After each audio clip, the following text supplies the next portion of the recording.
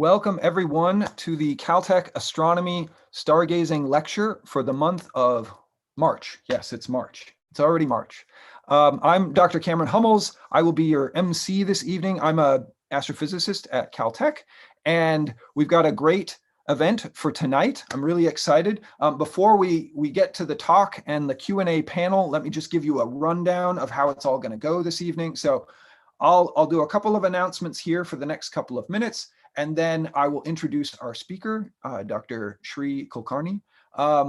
He'll give a presentation for roughly 30-ish minutes, and then directly following his presentation, we will go into a Q&A panel, and the Q&A panel will consist of Shri, myself, and then two other scientists from Caltech. One is a PhD candidate in planetary sciences, Julie Inglis, and the other is a postdoctoral scholar, Dr. Ilaria Caiazzo.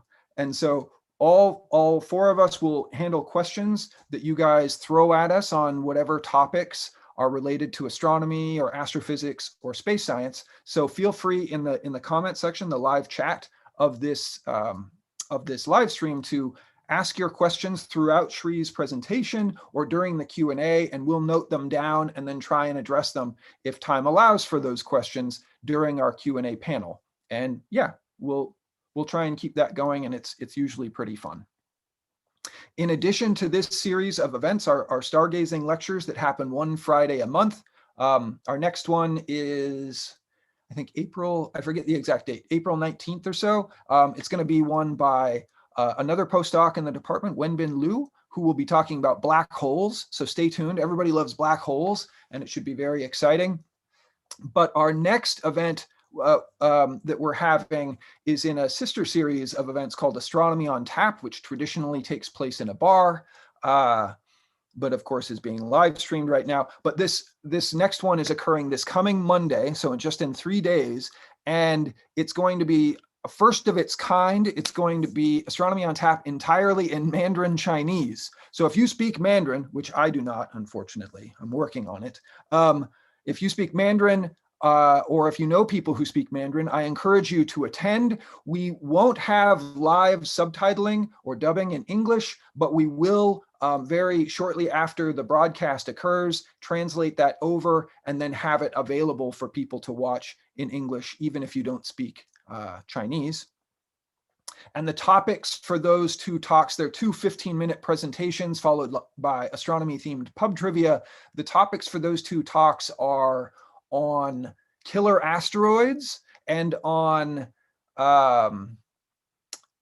making observations of the early universe from the South Pole using like the BICEP mission, the BICEP instrument that's there. So definitely should be very exciting. I will not be the MC though. It'll be Yuguang Chen, a PhD candidate in the astronomy department, and Yuping Huang, who's also a PhD candidate in astronomy here. So definitely check that out. And we'll have more Astronomy on Tap events in English later that month, later in April. So I think those are my announcements for now. Shri, would you like to come on, turn on your video? Awesome. Glad to see you. Thank you for joining us tonight. I'm very excited to introduce our speaker, Shri. So Professor Srinivas Kulkarni is the George Ellery Hale Professor of Astronomy at the California Institute of Technology. During his time as professor at Caltech, beginning in 1987, he served as both department chair as well as the director of the Caltech Optical Observatories, which are the observatories that run the famous Palomar Observatory and Keck observatories.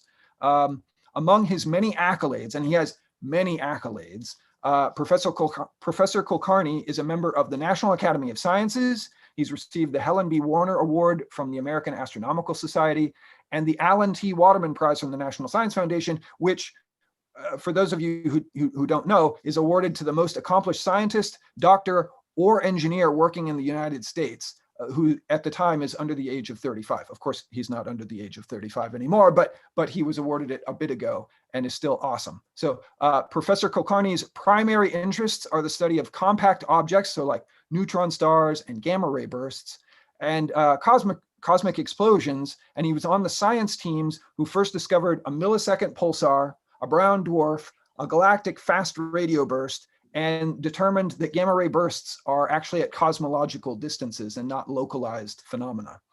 He's currently the director of the Zwicky Transient Survey, a large-scale effort to monitor the sky for short timescale phenomena. Yeah, it's my exceeding pleasure to introduce Shri. Also, I have a question, Shri. I heard a rumor that you have more Nature papers than any other person in history. Is it true? I don't know. Certainly, I think it's about 67 or 68. I've not been looking at it. That is a large number, though, of Nature papers. Cool. Okay. Well, I'll let you share your screen and take it away. Thank you for joining us tonight. Okay.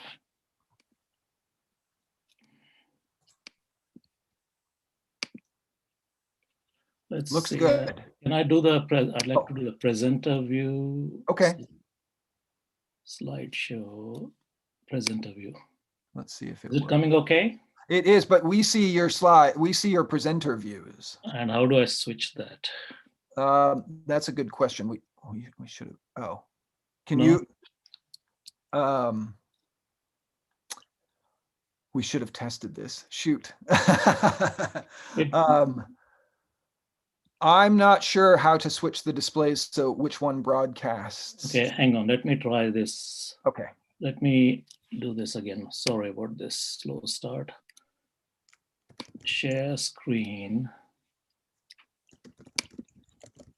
Share. If it doesn't work, I'll stick with the. Okay. Okay, what do you see? Still seeing the presenter notes, unfortunately.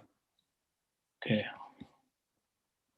Okay, so let's switch this to just ordinary. Okay. Okay. Yeah, now it looks great. I'm sorry you don't have your notes though. Yeah, well, that's how it is. Okay, so it's sort of I don't think you probably have heard a talk of this sort because not a very, what should I say, popular astronomy talk. In the sense, GeeWee's black holes or colliding stars and what have you. Okay, so the idea here is it's Friday evening, you're tired a bit, and I want to energize you, but with ideas. Okay, so there's nothing more I like than debate and discussion. So, which means I take a stand and I invite constructive discussion. Okay. Okay, well, let me start off with two popular misconceptions. One is a misconception relating to absolute geniuses. You have exceptional scientists, you have brilliant scientists, and you have out-of-the-world geniuses. And these out-of-the-world geniuses color the perspective of lay people and also of scientists, which is the bit of the tragedy. Okay, well, so let me give two exceptional or out-of-the-world geniuses. Of course, Einstein is extremely well known. He was an exceptional physicist. Another one that perhaps not as well known, but certainly considered exceptional in mathematics is Srinivas Ramanujan. And there's a movie, I think it's called the book, if you haven't seen that, Man Who Knew Infinity. And the thing is, when you think of, when you ask some teenager who's like nerdy, what do you want to do? Well, let's say physics or mathematics, then they think of these people and they're the idols, which is of course very good. You want to have the highest quality idol. But people like this, in my mind, not them particularly, the way we interpret them, the rest of the society, tends to idolize them and sort of think that's how great progress is made. So I would say that's not true. The world of science would have gone on pretty much in another alternative world where there was no Einstein doing relativity in the start of the 20th century. And they're amazing people, but almost all of science is done because of real hard work of collecting facts, seeing patterns, and then developing theories in response to those patterns. Okay. The second misconception, which is entirely due to the stunning success of physics in the 20th century. This misconception gave rise and still has given the role of supremacy for pure theory, that is pure thought, usually mathematical thoughts. Okay, so let's review this. Well, at the turn of the last century, we had Maxwell's equation beautifully summarized in such nice vector algebraic equations. It's amazing. These 4 equations tell you all you need to know about light and interaction with matter. Then we have the 3 laws of thermodynamics. They're not as elegantly stated, very important realization. Then of course came, a bit over 100 years ago, the theory of general relativity, which all boils down to a tensor equation. Well, this is a vector equation, the tensor equation. And then quantum mechanics. Okay, these were really, it's like bang, bang, bang.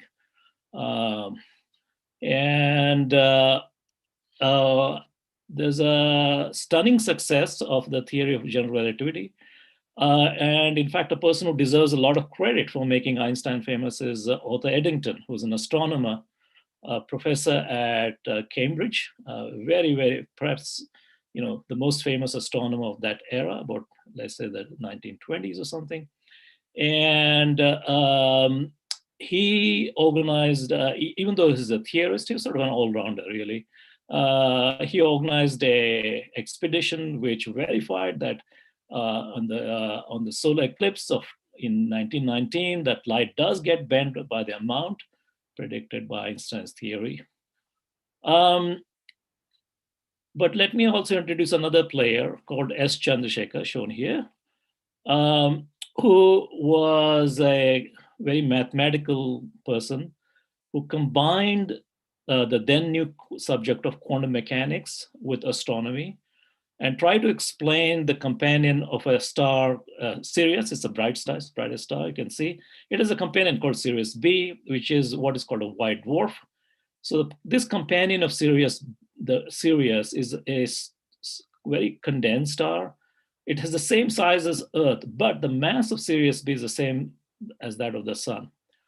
And Eddington, because he had such stunning success, he actually believed in the supremacy of the mind. He thought he could sit down in Cambridge, and despite the clouds, which is true anyway, it's always cloudy there. If you think hard enough, you can figure out the universe. I would say he was a highly accomplished person, so I don't mean to insult him, but I would say this is sort of the arrogance of theoretical physics, which has, because of its stunning success, took hold of the very powerful imagination of the imagination of the public was caught up by Einstein's amazing theory, which seemed to come out of nowhere, the verification, which came, in a very dramatic eclipse expedition. Okay, so, but Eddington, despite being, the doyen of astronomy then, he didn't understand the origin of white dwarfs. So here's some data, he could look at it, and he failed to understand the logical consequence. As you pile up more matter on a white dwarf, it'll become a black hole. In fact, he made fun of Chandrasekhar, and there's like a little bit of a astronomy drama. So I hope I'm giving you an idea that you can be very brainy, but you can't beat nature. Nature is far more imaginative than we are. Okay. Oops, what happened? Okay. Well, but the real success, the even more stunning success was in the 60s. As accelerators came along, there were these, what is now called the standard model was proposed more or less in the 60s in more or less its entire form. And over the next 50 years or so, physicists initially rapidly and then very slowly, culminating in the discovery of the Higgs boson recently. It's amazing. Look at this figure, okay, with all these particles. That's it. All of matter okay, and energy is completely explained by this. It is an impressive piece of work. There's no question. It's stunning, in fact. Okay. However, it had some harmful effects, and that is sort of my thesis here. So this is it led to another misconception. And the misconception is that theoretical physics has become supreme and fashionable.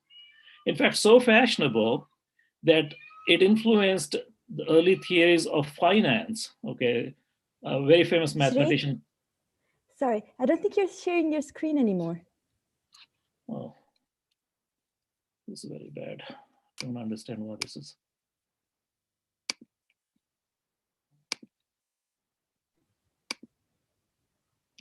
Okay, did you see this? Yes, we can see it now. Thank you. Shri. And Okay, thank you. so these are the elementary particles which constitute all of matter and energy we understand.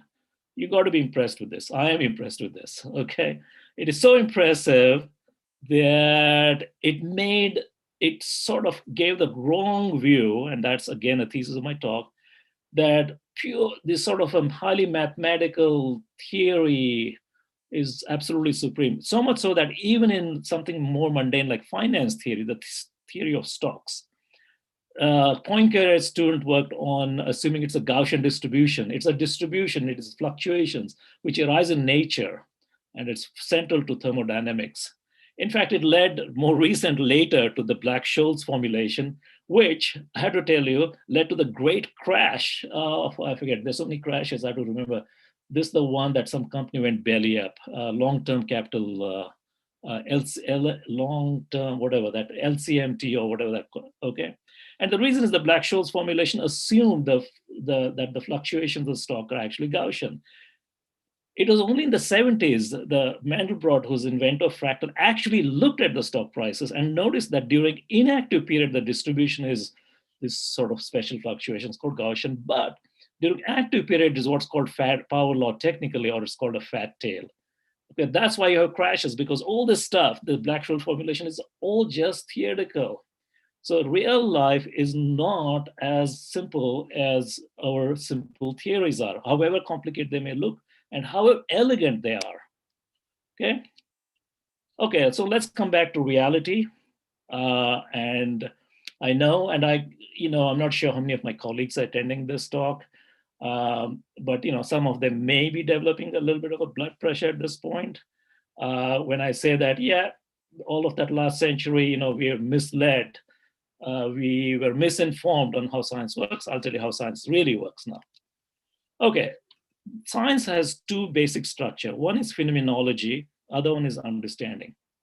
Phenomenology has three distinct steps. First is discovery. Then is a systematic study of that phenomena.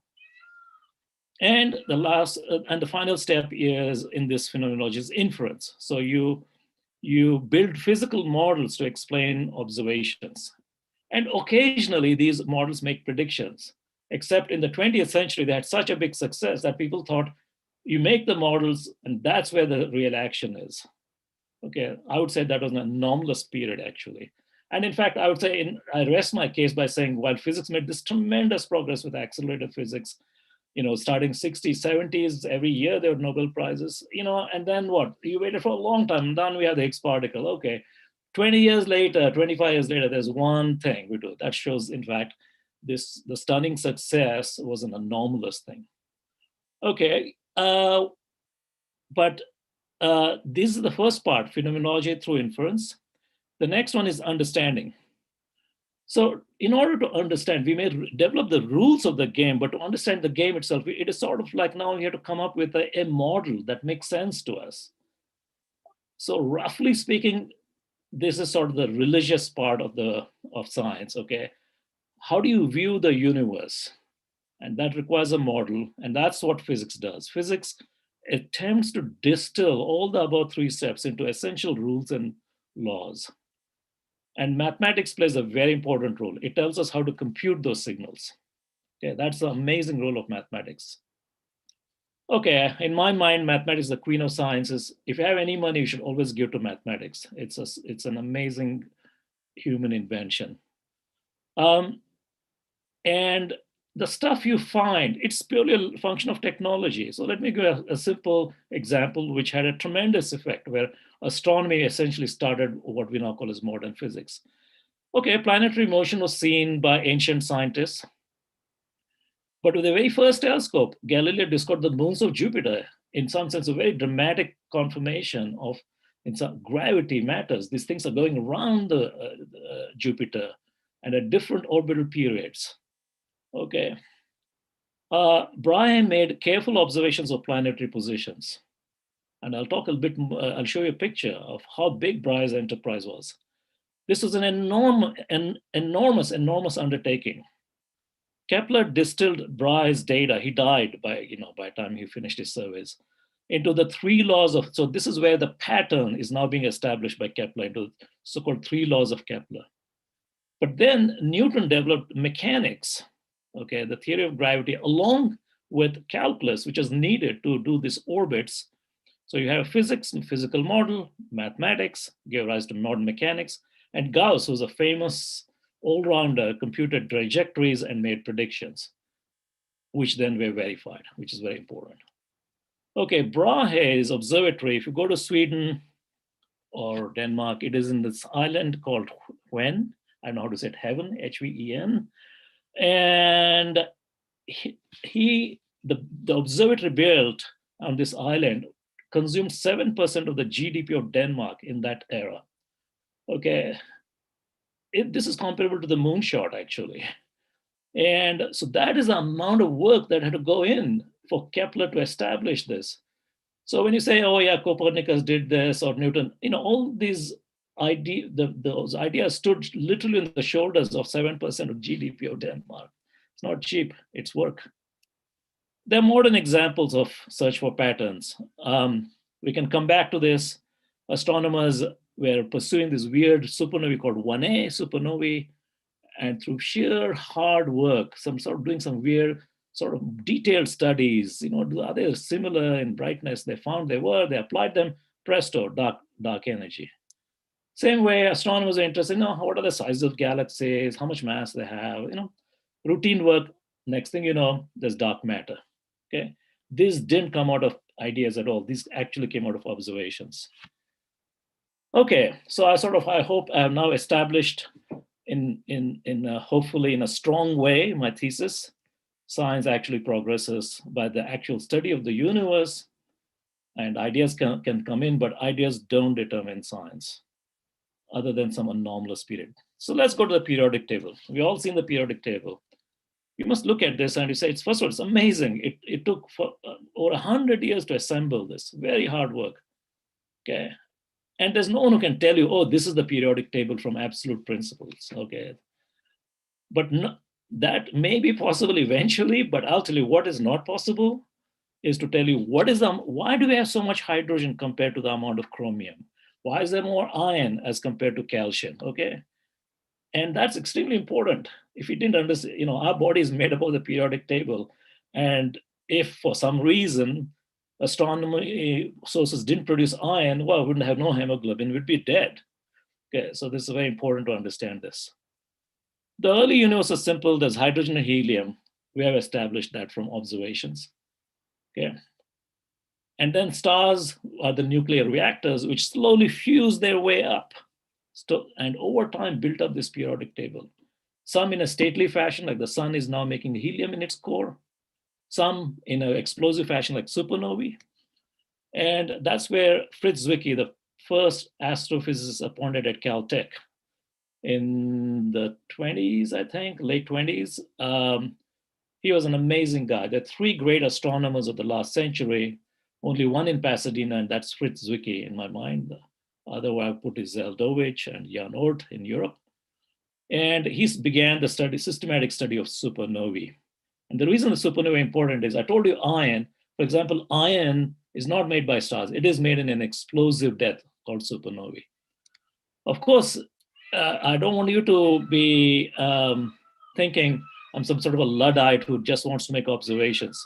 There is theory. There's a lot of nuclear astrophysics, especially at Caltech. Here's Willie Fowler, Fred Hoyle, the Burbages,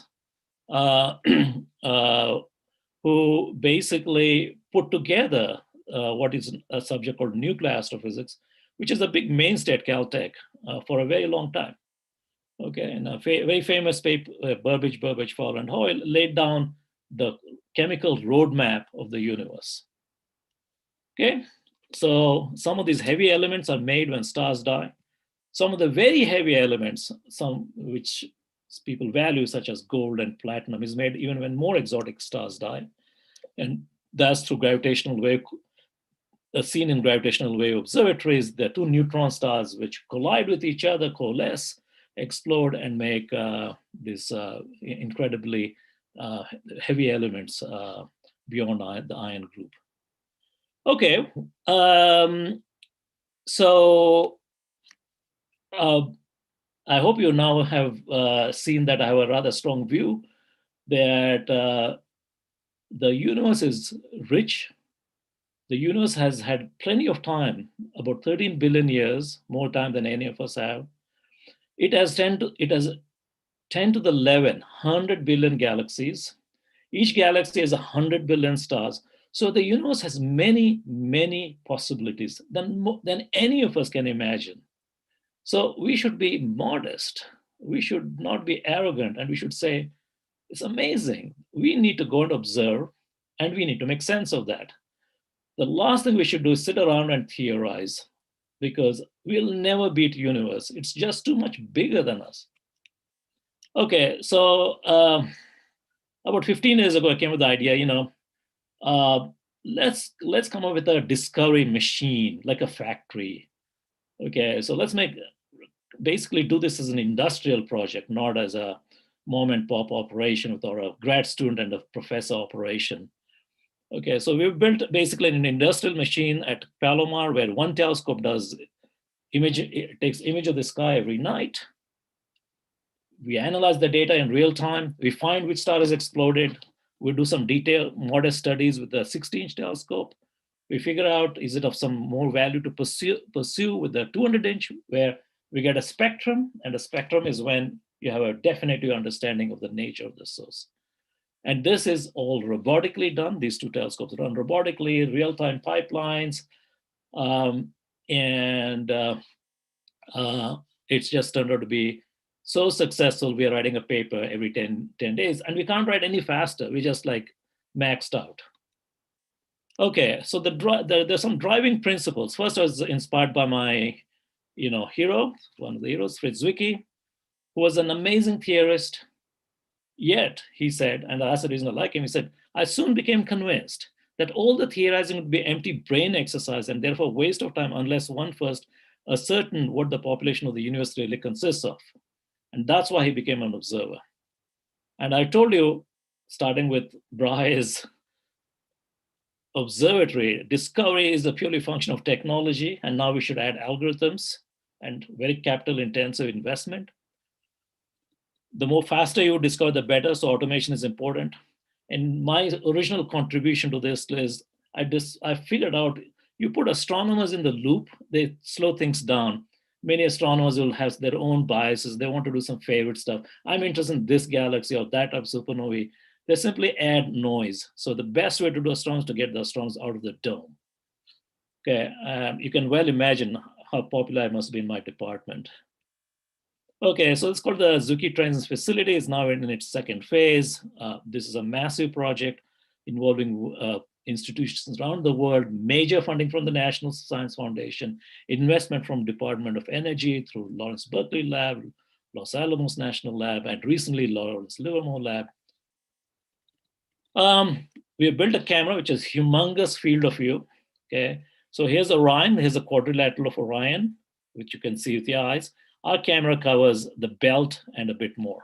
Okay, at very good resolution, what astronomy units, an arcsecond per pixel.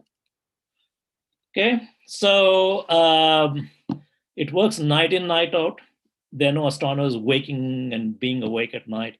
I never found that charming at all. I was trained as a radio astronomer. For me, the machine should do the work.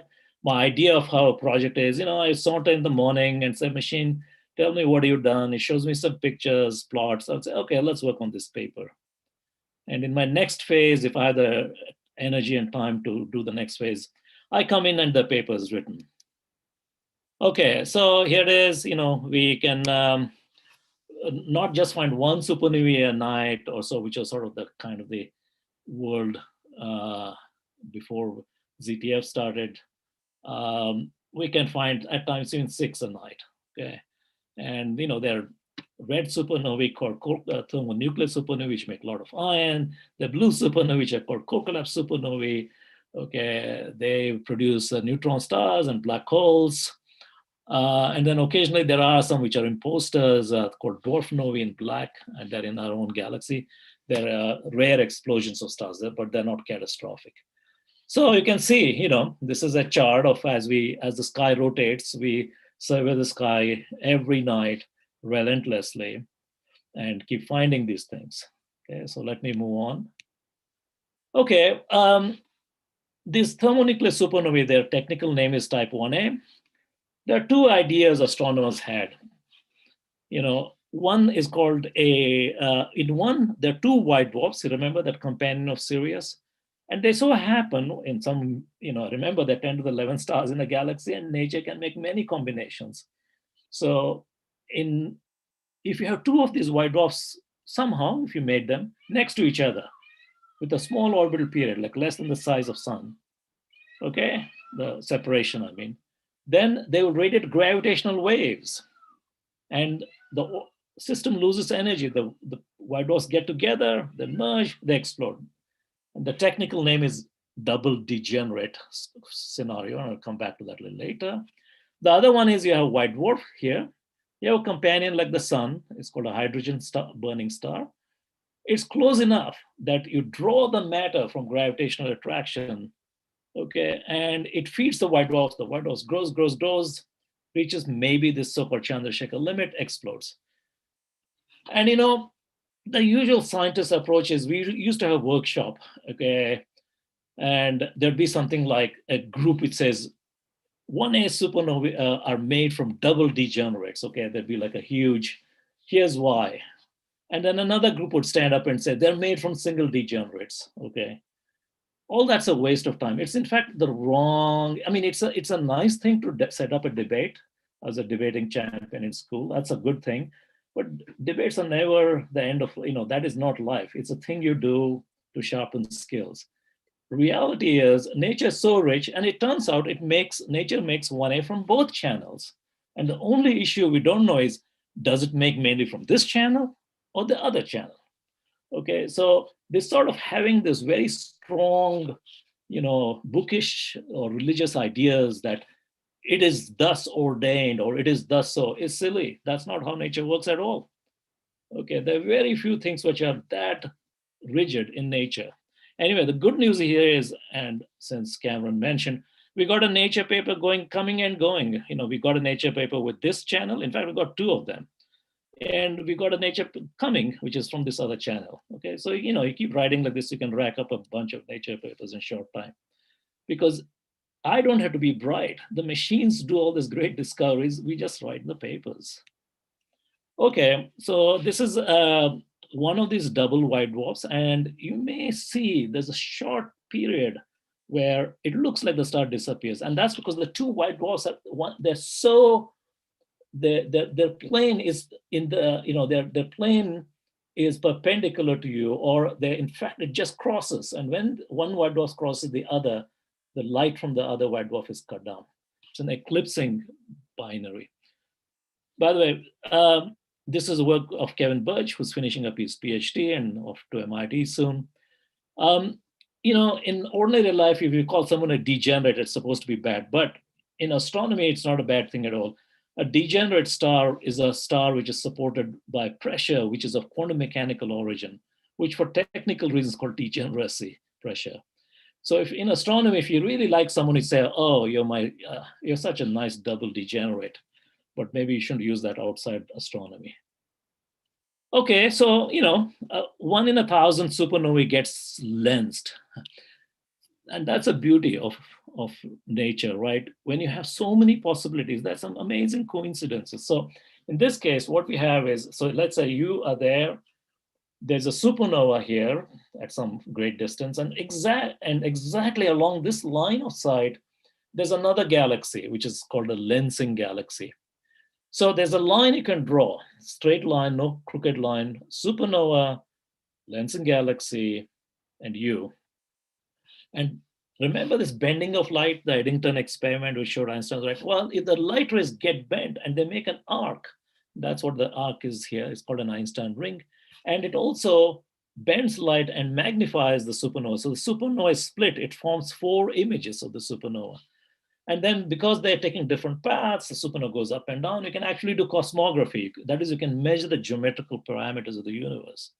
In fact, if you had 10 such examples, which is, it's not inconceivable at all, because roughly this sort of lensing happens once in, by sheer accident, once in a couple of thousand times. So if you have 10,000 supernovae, we should get half a dozen, and it's doing cosmography in a very different way.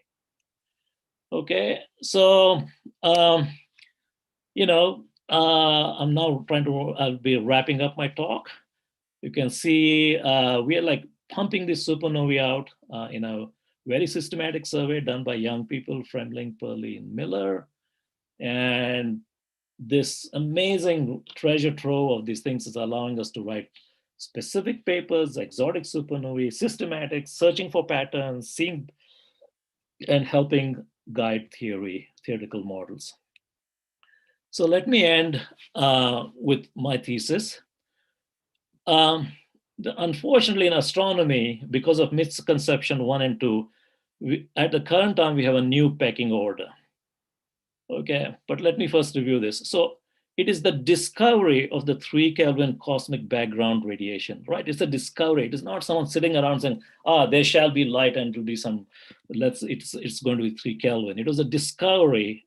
It showed a direct connection to studying physics, the highest energy, because if you want the highest energy, you have to go to the birth of the universe. It's hard to do that in the laboratory.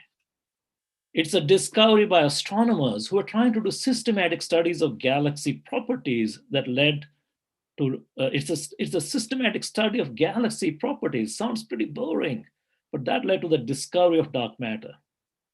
It is the amazing coincidence that 1X supernovae are actually rather like standard candles or yardsticks, which led to the discovery by astronomers of dark energy, or the accelerated universe inferred as dark energy.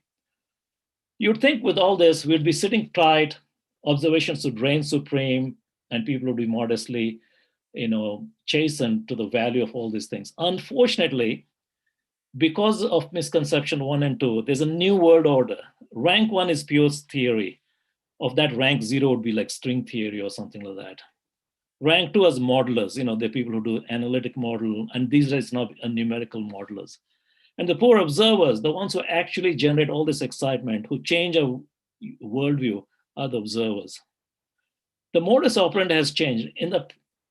The point of science was you draw the simplest conclusion from data. That was what science is about. Okay. But because of the resounding success of physics in the 20th century, and that success has a very strong link to mathematical, theoretical perspective.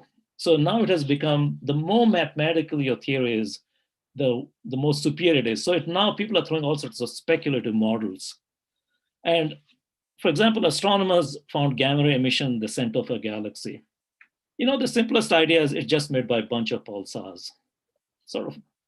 Instead, I'm not kidding. There are like maybe hundreds, maybe even 1,000 papers written by astroparticle physicists saying, it's a new dark matter, call it this and that, which is all nonsense, because you should come to that when you run out of conventional ideas. There's this asymmetry in the observed electron-positron population in the cosmic ray spectrum. Again, another hundreds of papers, completely speculative drivel. Ultra-high energy cosmic rays, same old thing. Okay, so let me end with a few quotes from Eddington. I like this guy's spirit.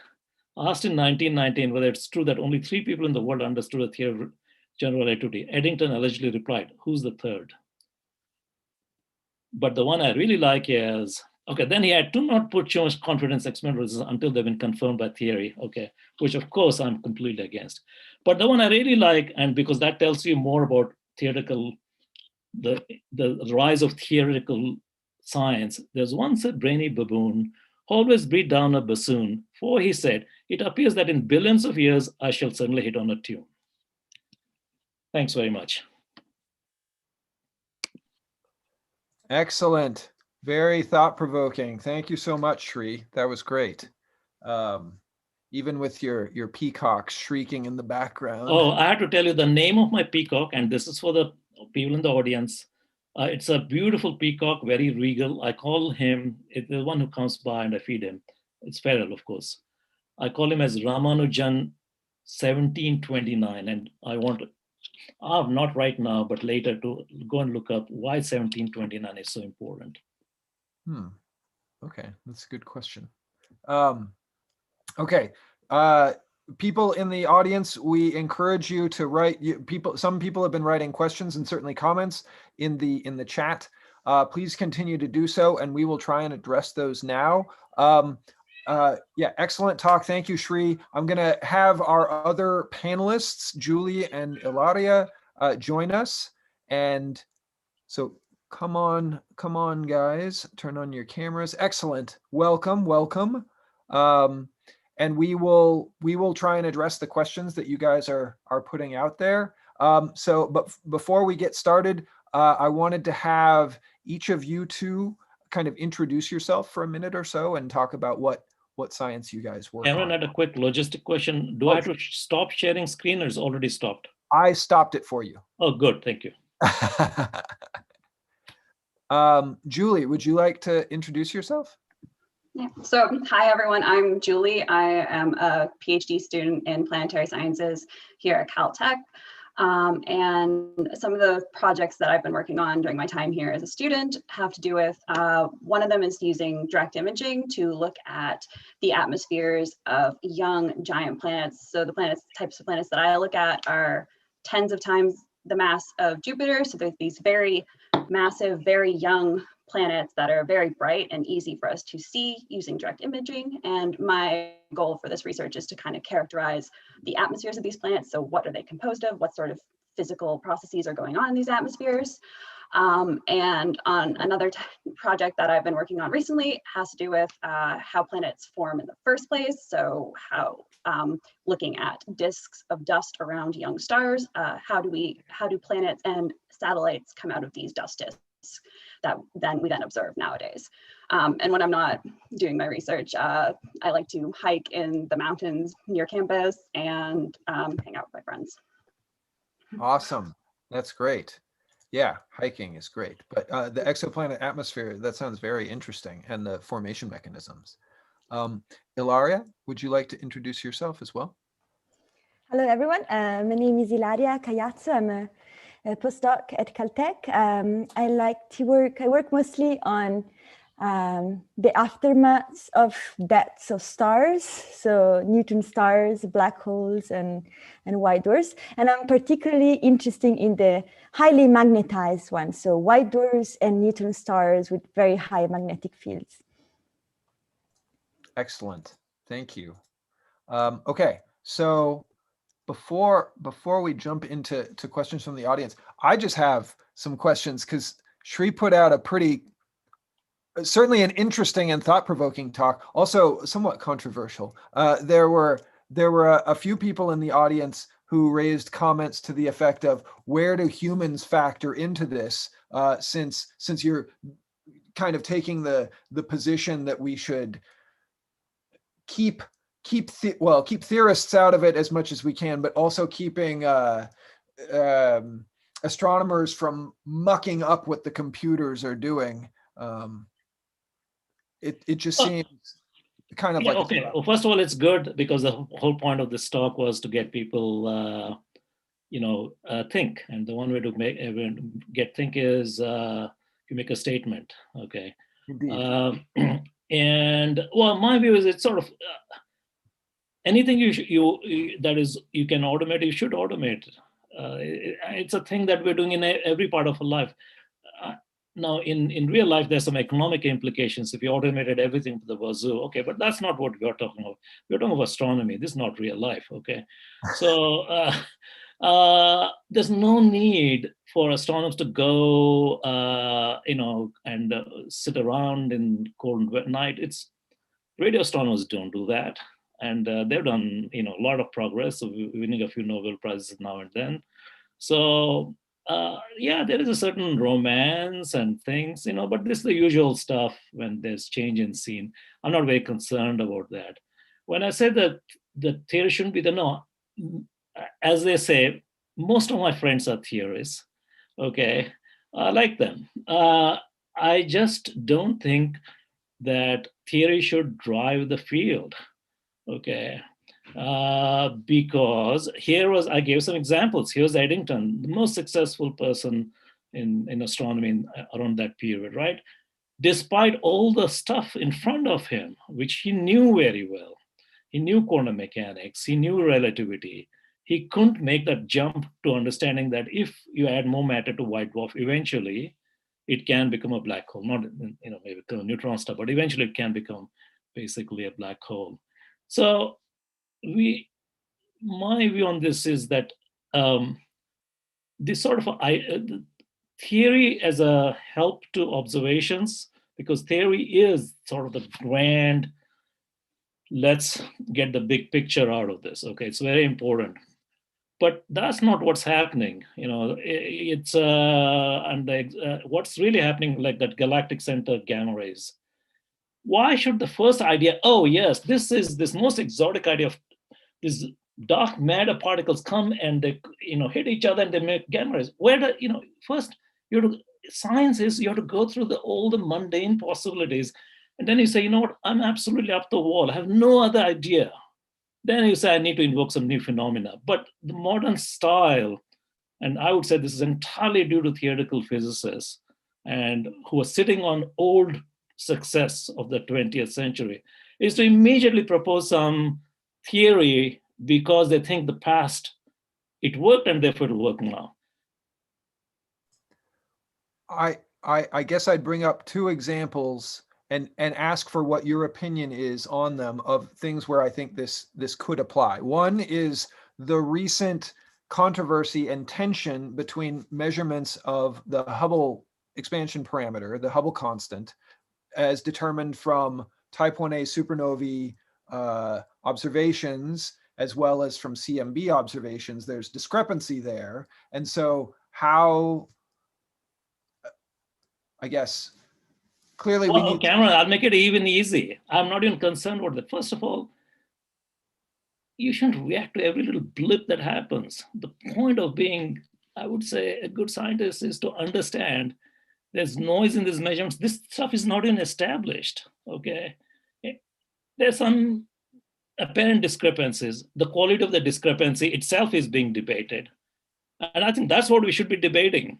Yet we have conferences which assumes the discrepancy is established, and already they're rushing off with 12-dimensional ideas or something. I would say I don't get it, because if I was doing that sort of stuff and I work on it for 5 years, then one day I wake up and turns out, we actually made a mistake, we forgot to add a factor of 2, there's no discrepancy. Okay, then I'd feel like quite idiotic and stupid, saying, what happened? All those 5 years I spent writing up these theories that don't amount to a hill of beans. And I already give you examples of ultra high energy cosmic rays, gamma rays from galactic center, electron positron asymmetry. None of those papers have amounted to a hill of beans. Okay, fair enough. I personally totally agree that observations are what anchor all of theory in reality. And if I have a computer simulation that I'm just running and I'm not tying that back to the observations, then it could just be useless. It could be something that doesn't have any application to the universe in which we live. So I totally agree on that front. May I comment as well? Absolutely, please. So yeah, listening to your talk, Shri, it made me think a lot about the Occam razor. I think, there's a common misconception that people think that Occam razor means if a theory is the simplest, then it must be true. Well, in reality, the Occam razor it was, during the Middle Ages, so it was like very religious people. And the idea was, God can make the universe as complicated as he wants, and we need to be humble and try to look for the simplest possible explanation for it. And so that you have that both of things, like first, you shouldn't come up with weird explanations that are not based in what you see. And second, you have to be humble and think that maybe the universe might be more complicated than you think. Is it a good summary, Shri? Yeah.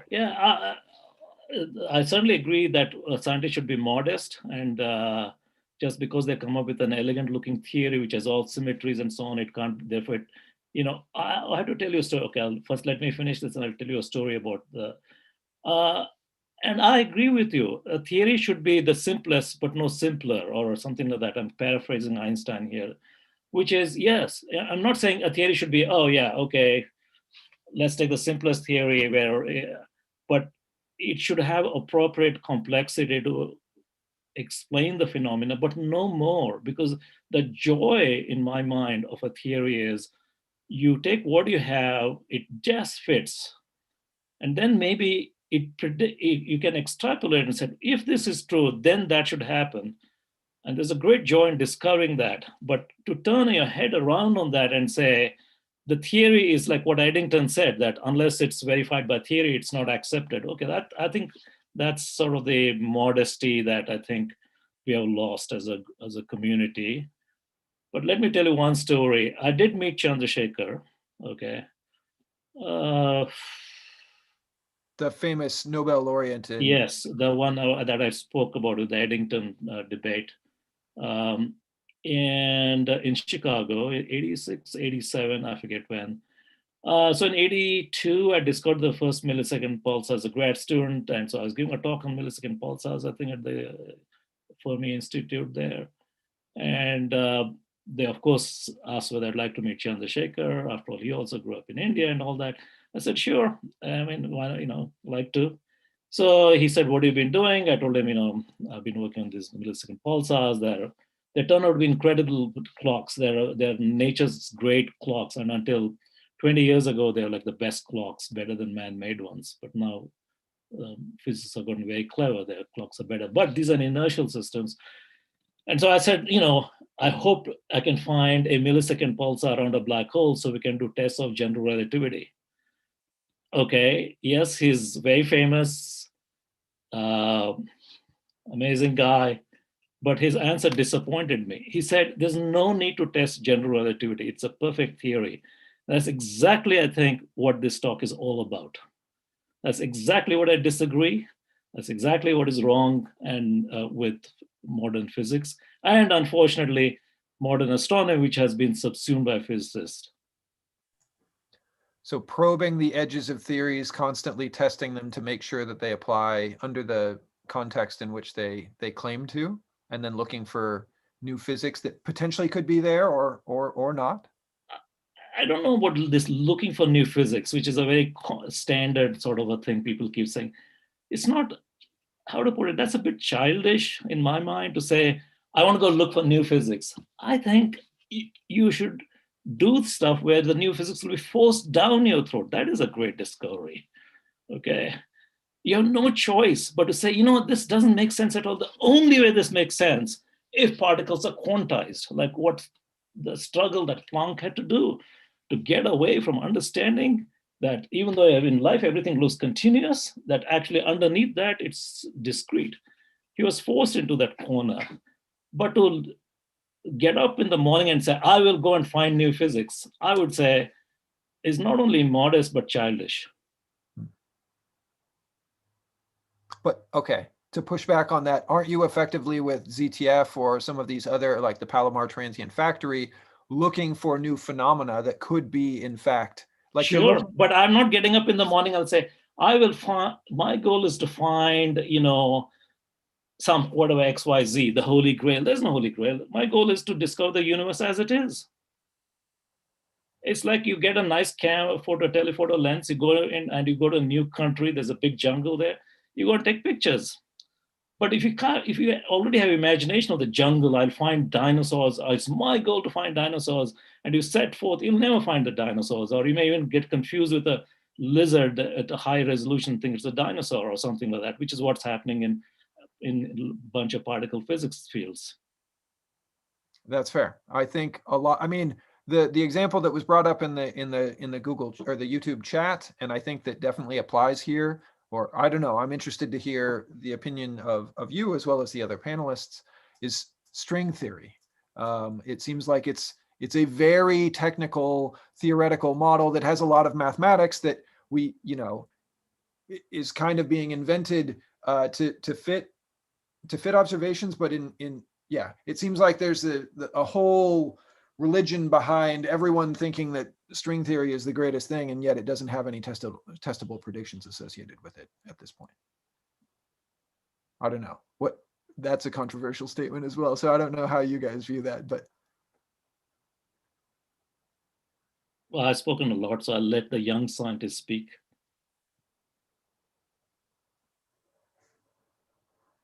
So what's really your question, Cameron? Like what do we think about? Well, I guess based on the thesis of Shri's presentation is that, or one of the theses of Shri's presentation is that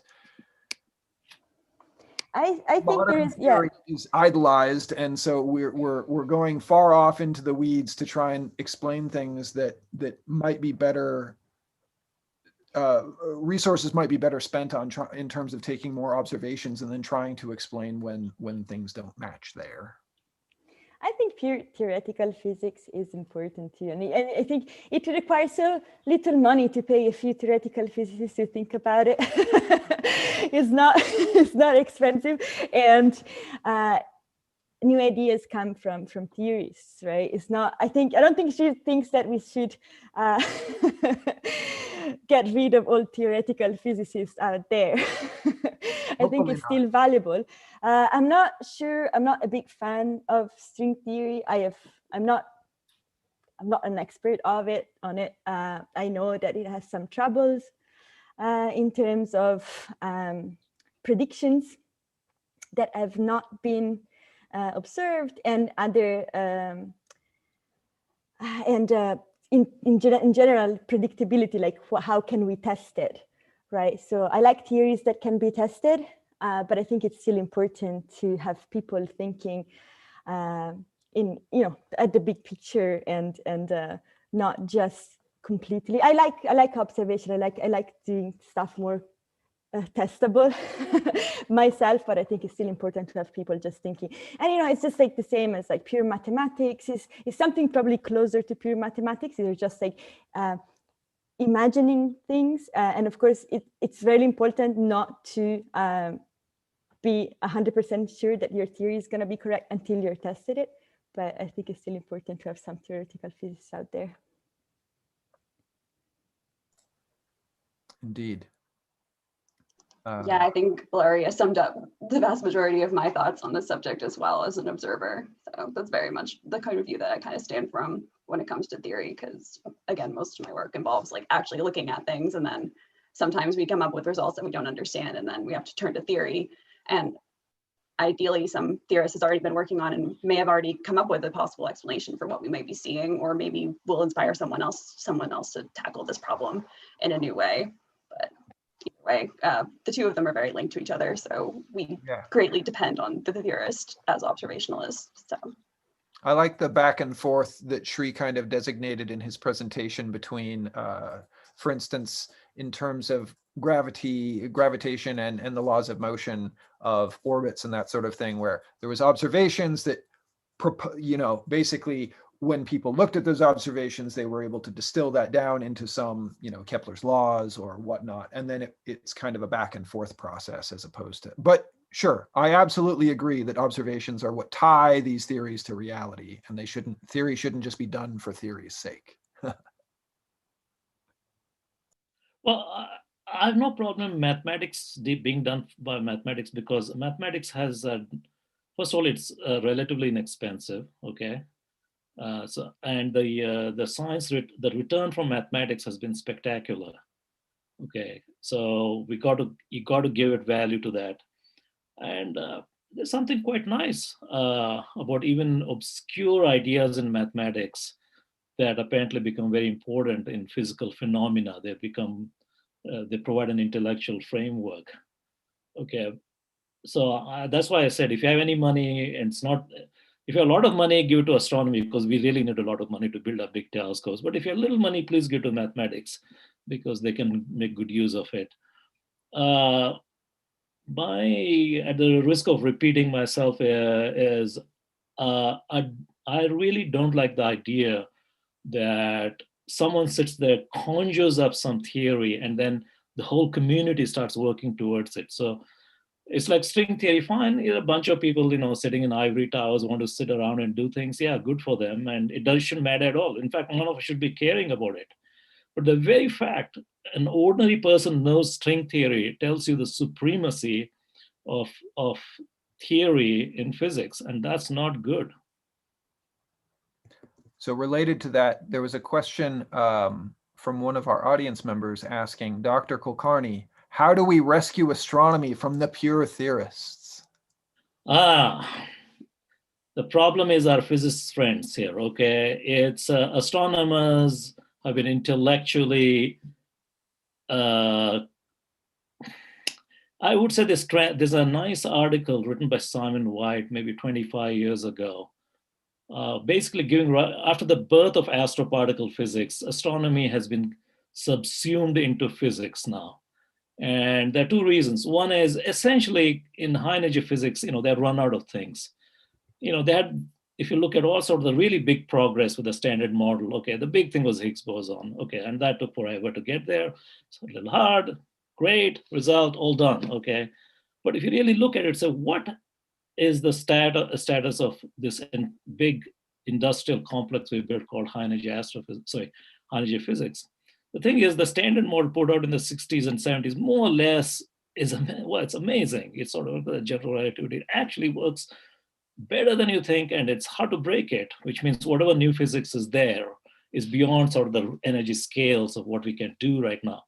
So a whole bunch of these physicists, okay, they tend to be very smart people. They have a huge apparatus. They have CERN, and so on. So a lot of them have now become astronomers, essentially. Okay, and the poorest, more classical people like me, we are sort of like the decreasing minority. So a lot of the funding now, like DOE in particular, it directs it so strongly to these sorts of very, particle physics oriented view. And particle physics and astronomy have come together mainly because the energies are the birth of the universe is in some sense the ultimate particle accelerator physics. Okay, but the funding that has come into astronomy has changed the character of astronomy, which, like biology and geology, is a phenomenological subject. It is that systematic pursuit of things we do that once in a while leads to some amazing results. No astronomer set out and said, I think there is dark matter, and then found it. It was Zwicky looked at the velocities of galaxies and clusters of galaxies, and they're going much faster. In order for galaxies to move fast, it needs gravity. He said, there's more gravity in this cluster than I can see in photons, from the stars. And then he said, therefore, there must be dark matter, okay? And we need to keep doing that, but it has become very directed, sort of like a particle physics project. And I think that's to the detriment. I have no idea how to do this. Maybe no concrete idea, because funding matters a lot in all the subjects, okay? Because astronomy is not, you have to go build the stuff. It's billions of dollars. Even something like ZTF, its run out cost to date is over $30 million, and that's a small project. So if you look at LSST, there's a whole bunch of physicists who sort of have a very, particle physics perspective of this thing, which is very focused on these things, which actually more or less, focus plus discovery equals constant. If you want to discover, you should go with your eyes wide open. If you want to do physics, you narrow down and go down and do a very great study. They're complementary. But I think we have too much of the narrowing down and we know what's going on compared to the explorers. That's fair. Okay. Well, hopefully when the James Webb Space Telescope finally launches, we'll have another exploration tool, and perhaps future missions will be more exploration-based tools to make us increasingly aware of what's going on. But there's one great area of astronomy. We don't have all this sort of theoretical Brahminism, and that's exoplanets, okay? Exoplanets is all about details. There's no fundamental theory why the solar system is what it should be. Probably every little thing in the solar system is an accident, okay? And there are many planets, there are many stars, many accidents, and each one will be its own little story. So they're safe.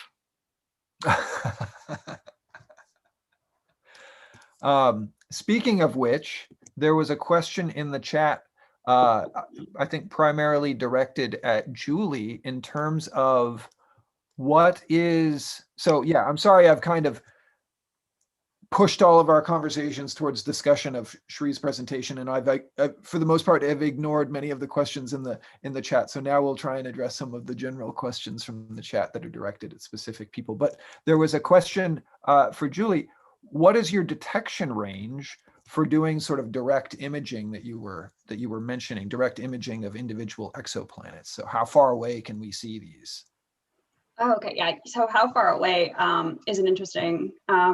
I don't know exact numerical ranges on that, but it is definitely, we're looking at relatively near systems. So one of the systems that I'm looking at in particular is about 144 parsecs away. So it's like definitely within the near galaxy. But so our audience knows, like, a parsec is about 3 light years. So we're talking like around 450 light years away.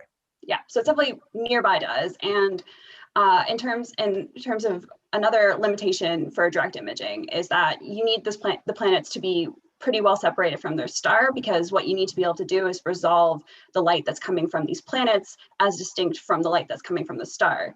And in general cases, most often what happens is that these stars are millions, if not billions of times more luminous than the planets that we are trying to detect. So the farther apart these two are in space, the easier it becomes to use adaptive optics techniques such as a coronagraph, which essentially just blocks out the light from the star so that we're actually able to directly detect a light coming from these really, really super faint planets. So typically the planets that I study are what we call wide separation planets. So they're 140 times farther from their host stars than Earth is right here. So very far away, and they're also very young, which means they have a lot of internal energy left over from their formation. So you have gas and rocks spiraling in to form this planet, and that's going to create a lot of heat as all the gravitational potential that this material has is kind of dissipated into heat, and then that makes the planet very luminous, which makes it very easy for us to see, or easier, because again, planets tend to be very faint.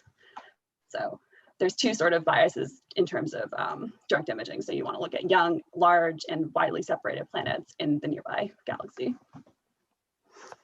Do you know if we were to look for, and I know we shouldn't just look for things, but would we be able to see an Earth like system around a sun-like system, you know, in terms of the size of Earth and in terms of the proximity of Earth to the sun?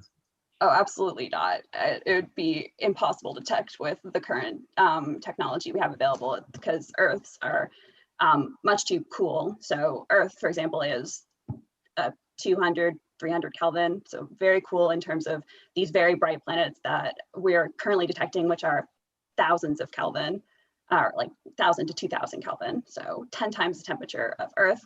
And also it's very close to the sun. So the luminosity from the star would completely overwhelm any of the photons from the planet. So detangling a signal that's 1 billion times smaller from another signal is just virtually impossible. But future technology that may be upcoming within the next decade might actually have the technology in it to actually be able to resolve, if not Earth-sized planets closer to their star, maybe slightly bigger planets like super Earths. So that's exciting. Would we be able to see any of the, do direct imaging on any of the planets in our solar system if they were in an external system? Like, is Jupiter far enough away from the sun that it might be picked up even though it's not as hot? Or Yeah, the problem with Jupiter is its temperature. It's quite cool. So like, even if it's far enough away to be resolved, it doesn't have enough intrinsic luminosity due to its temperature. So you would need, again, you wouldn't detect enough photons really from it to get a decent signal from it. Okay. Thank you. Lots of good questions here to select from. There was one that was about supernovae blast waves. So Shri, you were talking about, you were showing the ZTF results that were showing all the different supernovae that were being discovered by the ZTF instrument. And there was concern, or maybe just curiosity, about whether or not the blast waves that are the ejecta that are coming from these supernovae could be measured from Earth. I'm trying to find the exact description, but well, okay. Astronomers would love to see a supernova happen next door. They can study them. Maybe the others would be less interested in this possibility. But it's not that common. The galaxy has a supernova once every 100 years. The galaxy is pretty big.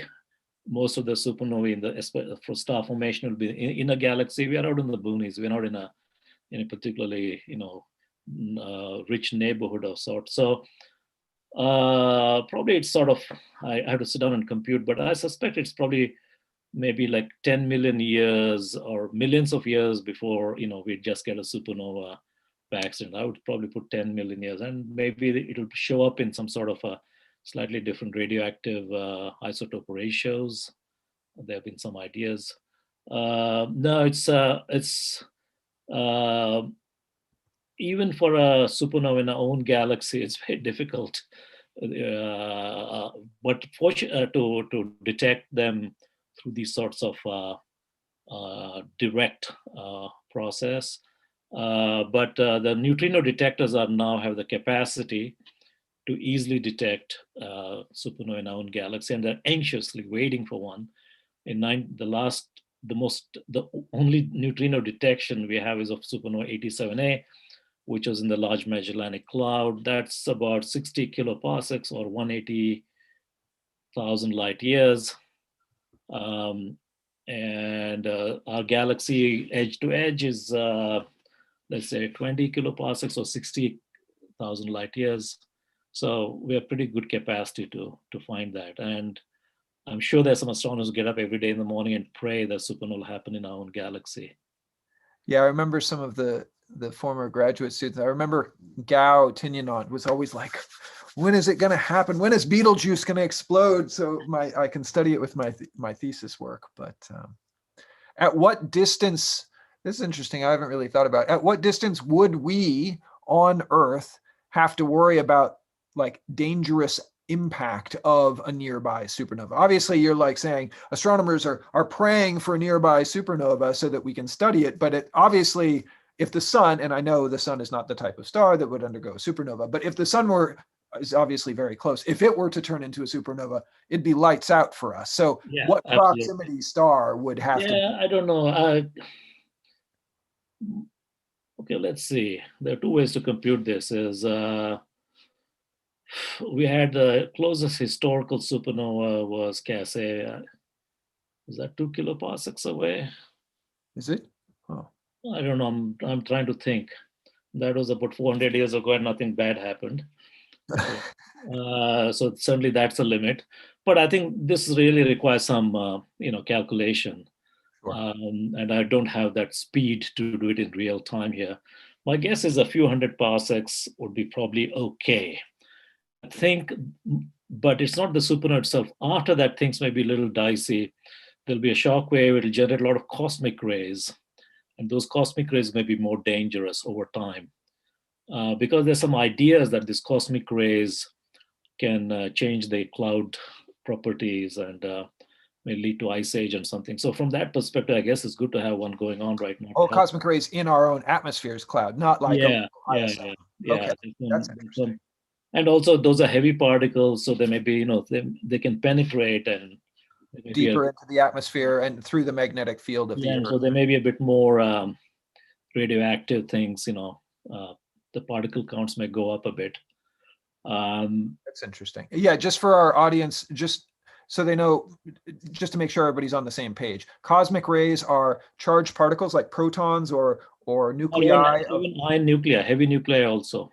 Yeah, and so we observe them going at very, very high velocities near the speed of light, and they come from a variety of sources around the universe, but the primary way in which we think they are accelerated to these high speeds are in the essentially the blast waves of supernovae. They get tied up in the magnetic field and the ejecta coming out of this and get accelerated to these high speeds. But we observe them, and they can as Shri said, because they're traveling at such high speeds and they have charge, they can usually penetrate through, for the most part, they get warped around by magnetic fields like the Earth's magnetic field or the solar system's magnetic field, but they can, if they're high enough energy and massive enough, they can penetrate through those things and mess up with your DNA or do a variety of other different things if they hit us. Yeah, there is a steady amount of cosmic rays that keep our, it is not such a bad thing. It keeps changing biological chemistry here. And such. I have to tell you this fun thing. There's a very special kind of supernovae that are called gamma ray bursts. Okay, and this gamma ray burst, we believe, happens to some rare types of massive stars where the supernova is connected with the birth of a black hole in the center, which accretes matter and puts out jets of matter. Very high speed jets. We're talking of things moving at 99.999% speed of light.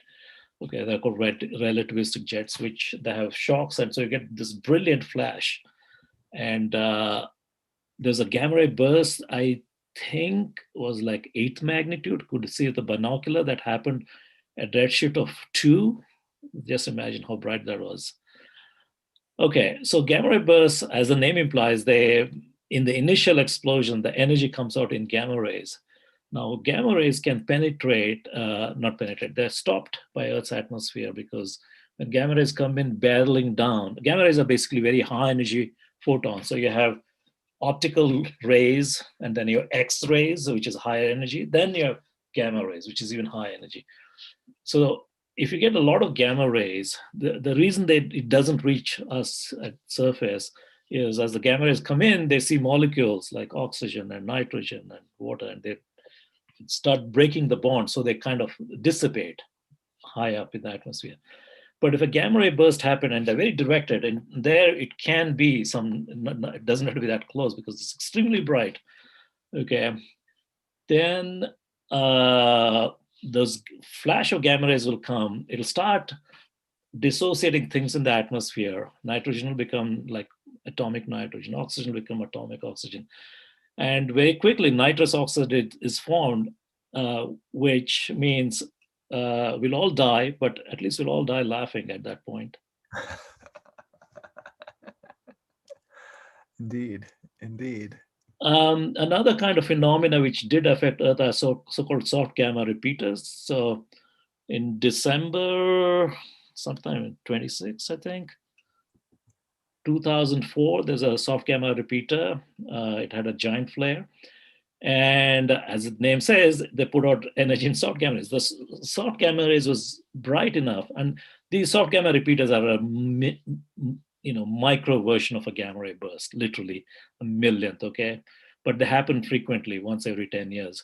So this came in, it ionized the upper atmosphere, the ionosphere more. And in fact, if you're it changed the ionospheric frequency. So radio communications, people noticed. So here's a phenomena which is 30,000 light years away that had an effect, maybe direct impact on our technology. Yeah, for a few minutes. Wow, I didn't know that. That's pretty interesting.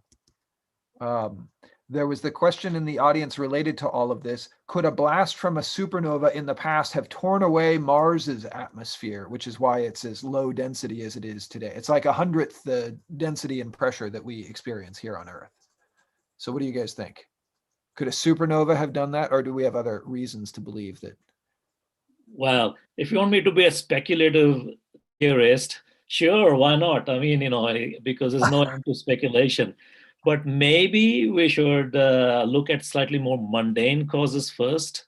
And I would say a more mundane cause is Mars has a very weak magnetic field. And it's a magnetic field of Earth that protects us from, by creating that prevents these high energy particles from reaching and so on.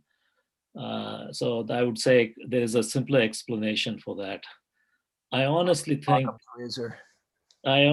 there's little reason to believe a supernova could have just done that with Mars and with no other visible impact on the solar system. In particular, with, I would say, probably with no big effect on Earth, seems to me. Again, this requires calculation, though. Agreed.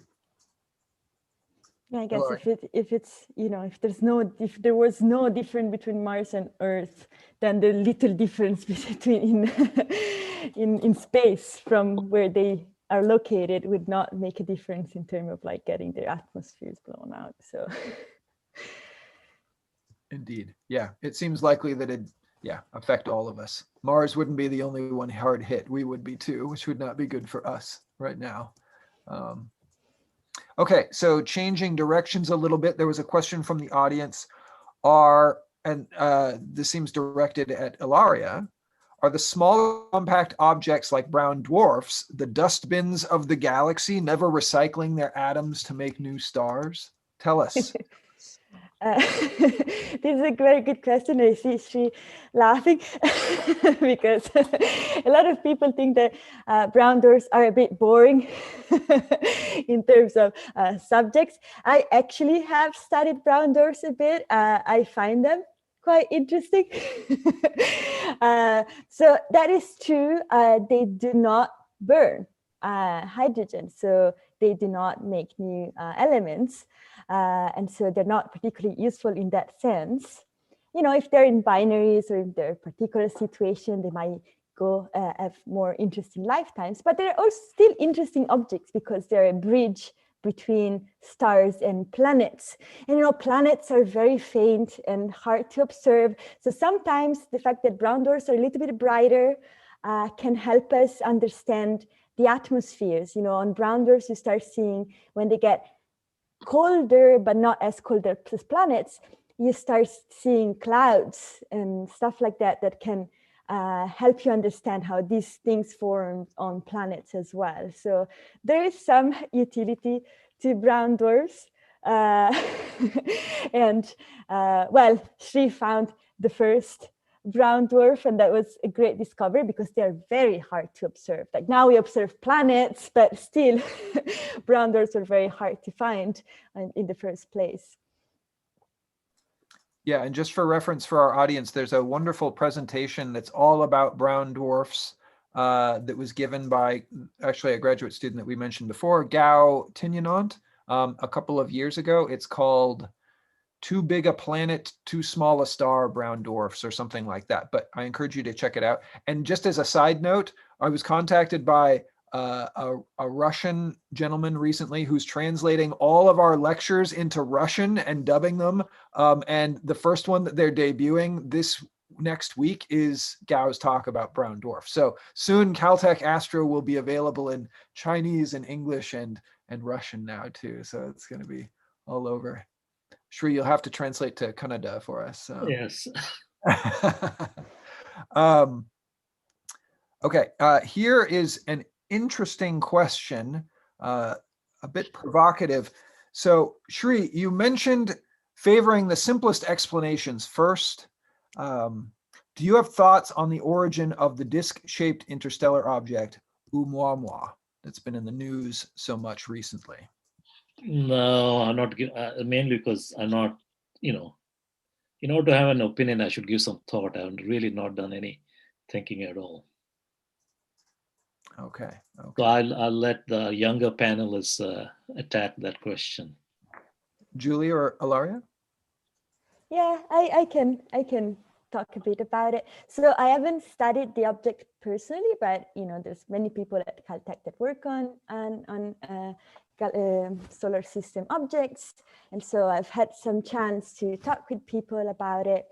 And so the object is the first interstellar object that has reached us. So that we know, of course, that we have been able to observe. And so that's some people were particularly surprised by its shape. Because, if it's the first time we see one and it's not a kind of like roundish asteroid-like shape, it's just this like kind of elongated shape. And so that really prompted a lot of speculation. Could this be some strange part of an alien machine that got separated and flew all the way to us and things like that? But, talking with people in this field, first of all, the shape is not that strange. At the beginning, the first observation seemed that it was extremely flat, but now there's been some reconsideration. It's actually not, the ratio is not that extreme. And, as Shri was saying, nature is not supposed to be, it's not that the first thing you see something, it has to be the most obvious thing you expect. So, I would love to say to everyone, yes, we were contacted by alien civilization for the first time, and we got this close to alien civilization, but it's probably just a weird object that reached us. And it's not actually that weird. I think that's my thought. Yeah, Cameron, again, one of the reasons I think I personally don't like to think too, like you said, the Hubble discrepancy. The thing is, you got to let things average out. Otherwise, it's like you're tuning into the latest, gushing news from somewhere and wasting your time. It's a famous statement from Sherlock Holmes, Conan Doyle.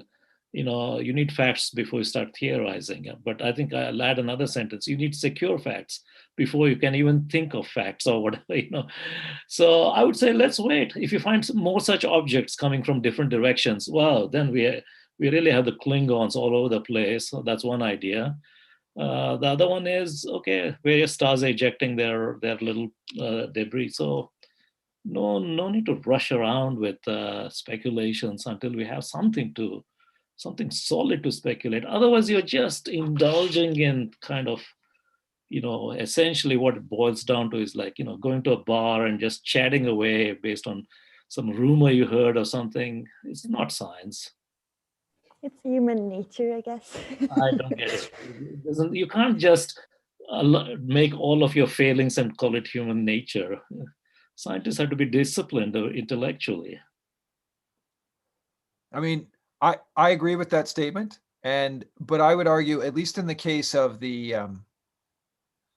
tension with the expansion of the universe, the Hubble parameter, that both of those groups would argue that they have made very, very detailed. I mean, if that's the controversy, right? Is they have discrepant values for the expansion rate of the universe, and they give precision to each of them, and their error bars don't cross. So they are claiming that these are discrepant results that are very precise and increasingly precise. But yes, I think there's still room for error that people just aren't. Well, there's one tradition I'd like to start if I could possibly do that, but I know that, no, I'm saying if I could, in fact, the power to do, which is whenever scientists are in exactly this sort of situation, like, the big, much more modest scale, the supernovae of type 1a, they come from double degenerates or single.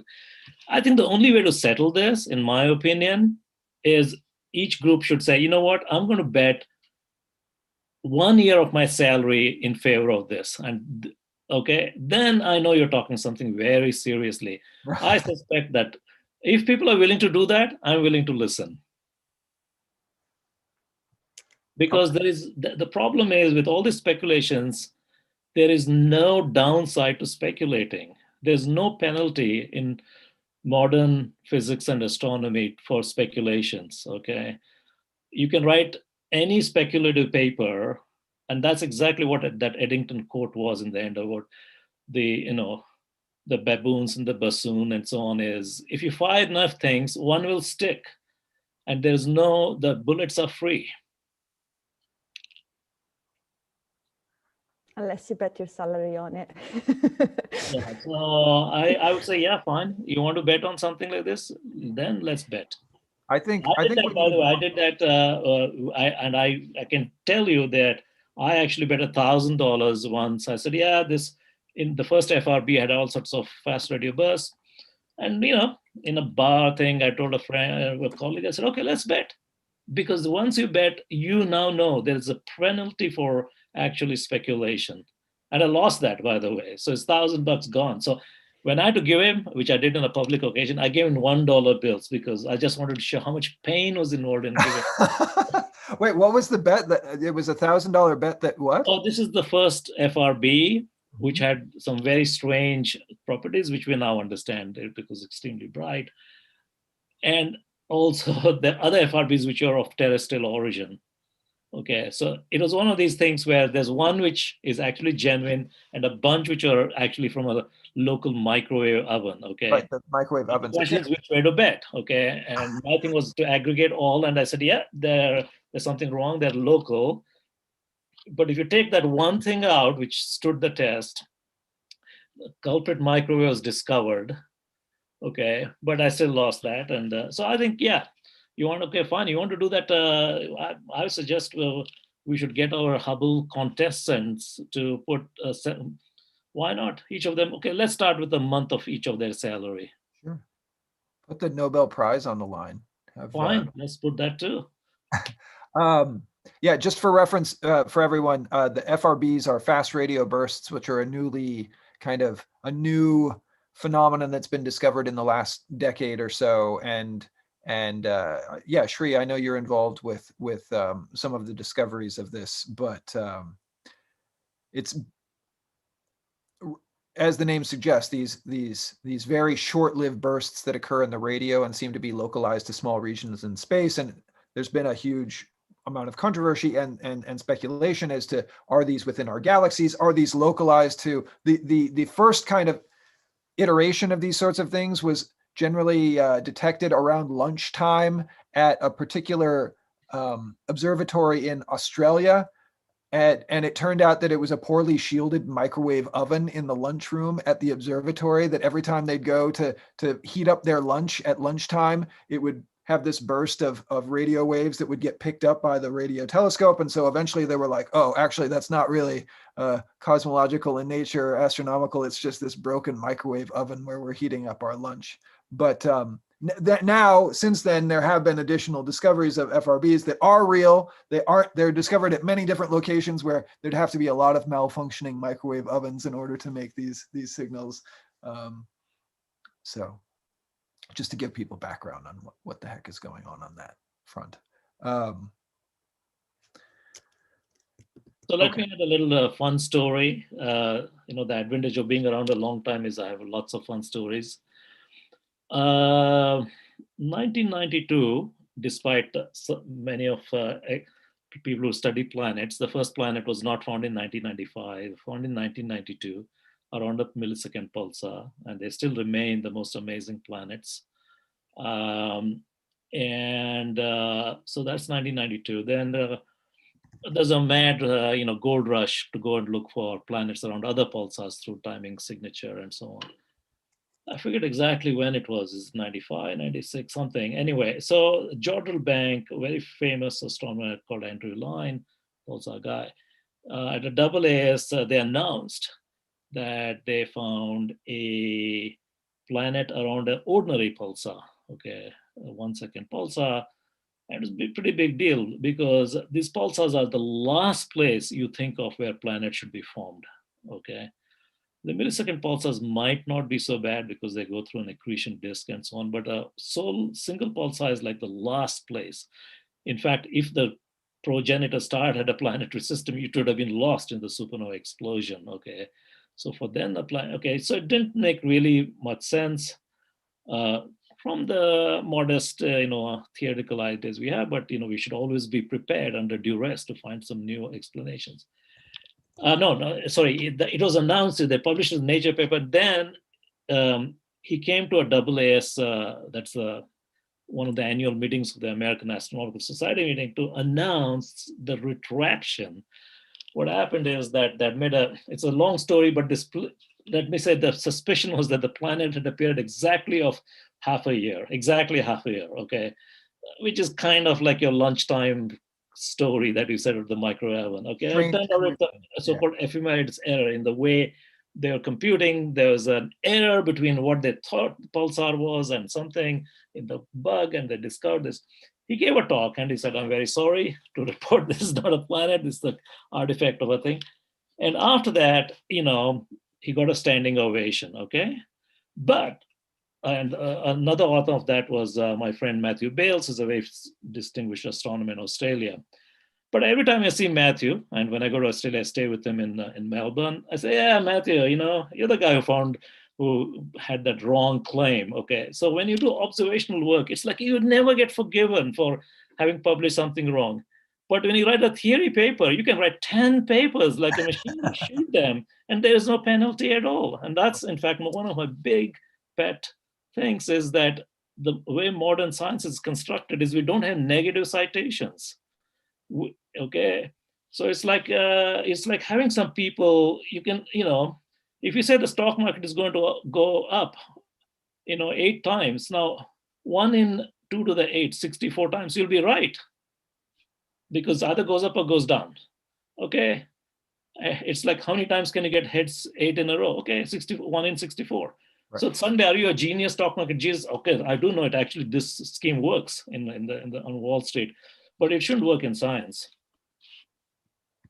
I like the betting idea. I think we need more bets. I know there are a lot of historical bets between kind of luminaries. I know Kip Thorne used to make a lot of bets with Stephen Hawking about,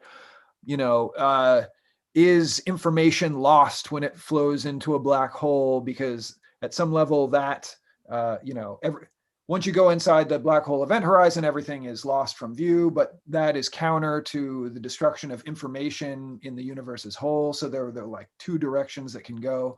But I know Kip, in the department, Kip has a bunch of these framed bets that were made between Stephen Hawking and a variety of different kind of high profile scientists.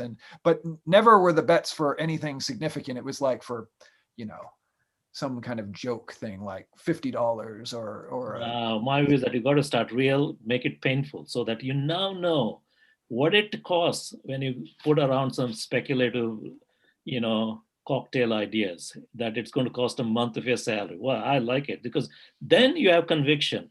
Yeah. Otherwise, you're just speculating. It's easy to write a paper, after a glass of fine wine, I think anyone can write a speculative paper. Negative citations, that's an interesting idea as well. Okay, let's see. Sorry, I went off on a tangent there. Lots of good questions from our audience. How about, have you had any exoplanet moons being discovered? This seems like an appropriate question for Julie, perhaps.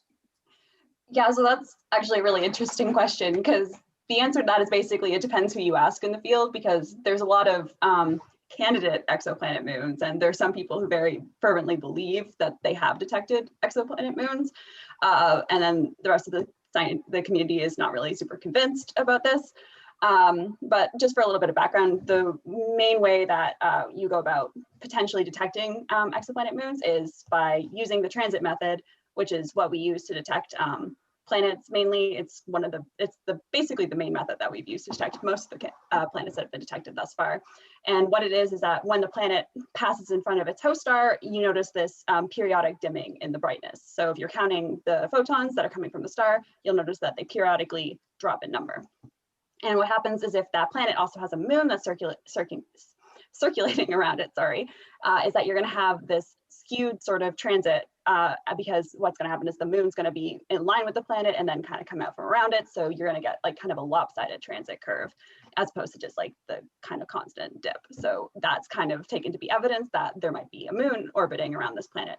And in our solar system, we're kind of used to thinking about moons as being much, much smaller than their planets, but there's no real evidence that says this has to be the case. So you could have planetary systems out there where rather than having a planet that has a moon that's much, much smaller than it, they could be relatively equal in sizes. You could have a Jupiter-sized planet that has an Earth-sized planet orbiting around it. Like the possibilities are basically endless when it comes to there. So detecting one would be really, really cool. And even in our own solar system, the moons are, in my opinion, some of the most interesting objects in our solar system. So it'd be really, really cool to actually have some confirmed detections of exomoons in the future. Cool, exomoons. Yeah, so like binary planets that are more consistent with each other's masses and sizes. Yeah, that would also be really cool to see. Okay. There's some very neat dynamics for the theorists to chew on. Yeah, to chew on.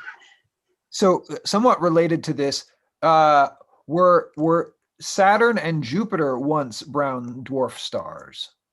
That this is a question that was asked. So this kind of ties into planets as well as brown dwarfs. Ilaria? That is actually a very interesting question, because where you put the difference in what's a brown dwarf and what's a planet, it's very not well definite, and also the formation. How do you form a brown dwarf? How do you form a planet? Stars are formed when you have some gas that collapses into stars, and so brown dwarfs, they could be formed in the same way as stars do, or like planets, right? If you have a main star, collapsing and forming the star, and then the remaining debris and gas, etc., surrounding it, they can create the planets, but in principle, they could create a brown dwarf in that way as well. Some sort of like for a binary, right? You have a binary, the main stars and the secondary brown dwarf. So you could think about brown dwarfs sort of very similar to planets, right? It's not sure what's the formation, but Jupiter and Saturn, they were not brown dwarfs, because like our definition, which is like kind of arbitrary, is just that the brown dwarfs are like about 80 times more massive than Jupiter. So they were, Julie is more expert than me in planetary formation, so she can comment on that. But I don't think Jupiter or Saturn were ever 80 times more massive than what they are now. Yeah, I would say it's highly likely they were never that massive, unless something very catastrophic happened to strip all their gas away from them. So related to that question, there's an additional question. I'd love to know Ilaria's opinion on the percentage of exoplanets that we've found that are potentially more likely to be reclassified as brown dwarfs. This is another good question. So it sometimes is a bit tricky, right, to understand if it's actually a brown dwarf or a planet. And to be reclassified, it means that we need better observations that can tell us something more about the objects. And so for now, it's very, very hard. And, there are a lot of, I don't know the percentage because I don't work on exoplanets at all. But, in order, this is a good example that, we need just better technology to improve. There are a lot of claims of planets that are highly debated. Someone says it's a planet, someone says it's a brown dwarf, and you just don't have enough data to distinguish the two. Yeah, this question is actually related to one of the areas of research that I'm currently working in. And one of the theories that people currently have is that actually by looking at the composition of the planets is a way that you could potentially tell the difference between a planetary object and a brown dwarf. And that just has to do with if you're looking at the amount of metals that are in the planet. So basically, planets tend to be more metal rich. So in this case, I'm using the astronomy definition of metals, which is that everything that's not hydrogen and helium, which is a very strange definition, but it is what we use. So if you were able to somehow look at the composition of the atmospheres of these massive objects that are kind of teetering on the boundary of what we consider to be a failed star versus a planet, and you could actually figure out what these compositions are, which is not an easy task and is currently something that's really, really new area of research.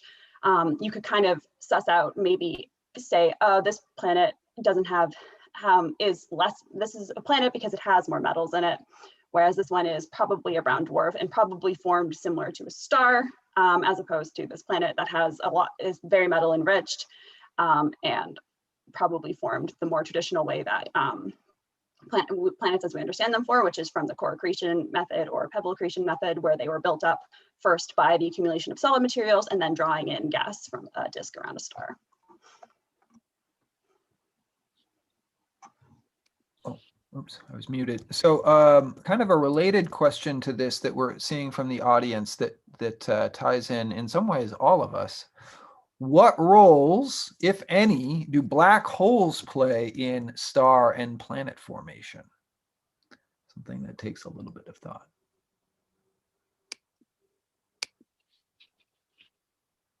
Shri, do you have an opinion on this? The role that black holes might play in either star or planet formation? Well, let's start off with things we understand. So black holes come at the end of massive stars. So it's not an obvious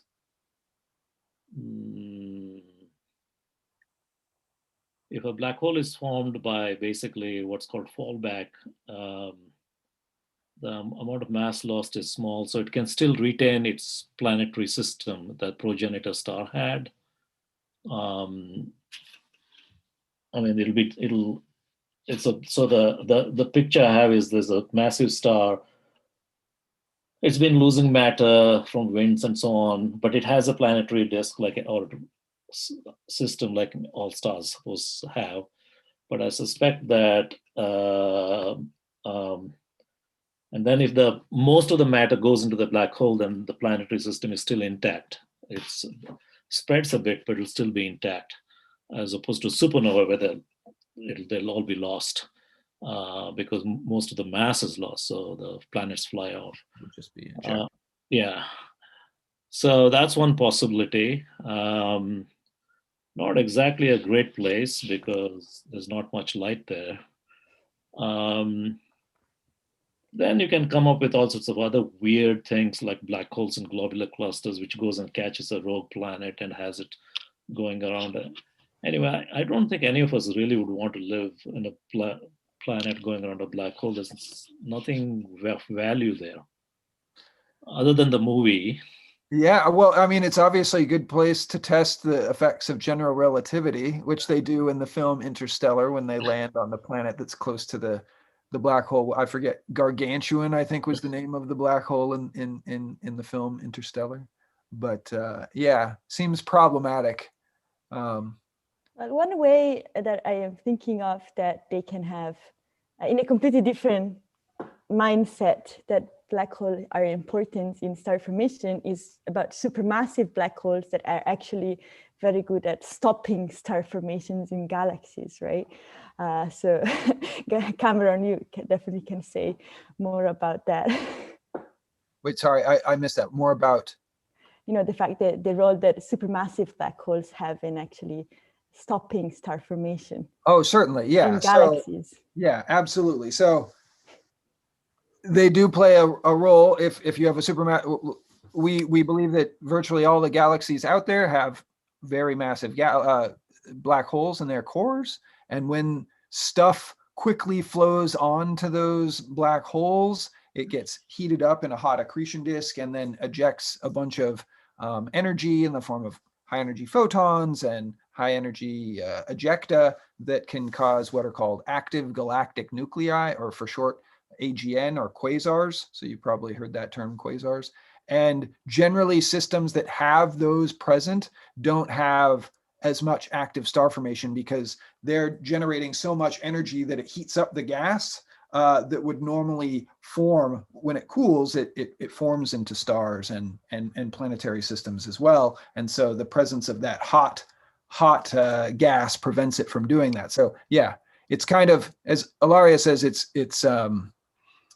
it has an impact on star formation, but it's not the one that you want. It's not helping. It's preventing star formation and planet formation in the presence of supermassive black holes. But yeah, that's it's an important part that black holes play in the history of galaxies, right? You know, it's actually go against star formation, so they stop it for some time in galaxies.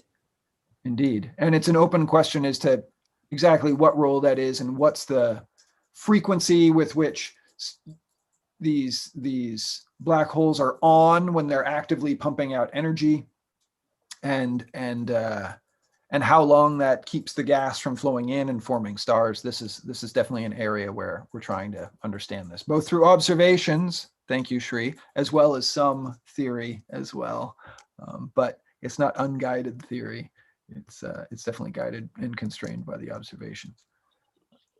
Well, but brown dwarfs on planets is not so bad, right? I mean, there's this very famous, isn't that Trappist? Trappist is at the brown dwarf stellar boundary. It may be just on the other side. The Trappist exoplanet detections around, I don't know what the nature of the host star is in that system. Do you guys? It may be, you know, it's at the boundary between, you know, the lowest mass star and the highest mass brown dwarf. Probably just on the side where it is a star rather than a brown dwarf. Yeah, so it's we call an M dwarf. So they're very low mass stars, but they're still stars. Yeah. Okay. Okay, I just looked up. The Wikipedia says it's 84 Jupiter masses. Now, okay, we can get into a debate. Where is the brown dwarf stellar boundary? And maybe, you know, Julie and I can bet a month of each of our salary if you really want to go at it. No, okay. I'm not studied that, but you know, the conventional number is about 80 Jupiter masses. I mean, not solar.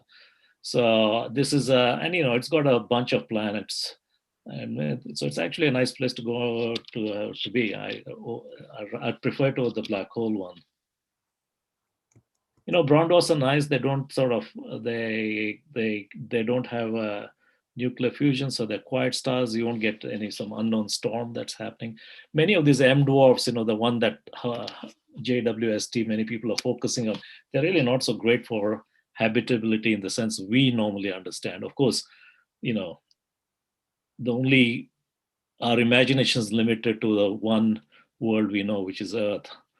So maybe creatures elsewhere live in a very different way. But planets around these low mass stars, you know, it's like you get all these severe storms and flares and so on. They're not the obvious place. I'd rather go to something like Trappist. There'll be more security. And the other thing is, as you know, it's got 7 planets. So as it starts cooling down, you can go from the outer planet to keep jumping closer and closer. Nice temperature up. What do you guys think? I guess specifically, Julie, do you think as our technology improves, that we will see that it's more likely that it's likely that many of the stellar systems where we observe planets have many planets that are present, or do you think it's more likely that these are just single planet systems, or what do you think? I guess that's speculation at this point, but. Yeah, I can comment that as far as we know, based on occurrence rates, so the number of planets that you detect for a given star, which are based off of the current detections of exoplanets. So primarily, again, results from the Kepler survey, which surveyed solar type stars in the nearby galaxy, is that we believe that at least every star in our galaxy probably has one planet based off of these occurrence rates, and probably more. So there is at least as many planets as there are stars in our galaxy. As for multi-planet systems, there's currently some trends in the data that suggest that the higher metallicity your star is, so the more metals that are present in your star, the more likely it is to have multiple planets around it. So, which is kind of has an intuitive explanation. If you have more materials to build a planet, then you're going to build more planets. So there are some suggestions of trends like that in the data, but we're going to have to wait till we collect more before we can actually make concrete determinations along those lines. Yeah, that makes sense. I think you don't need to speculate much at all. You know, all star formation, planets are a product of star formation. I mean, a star is formed, we see protoplanetary disks and so on.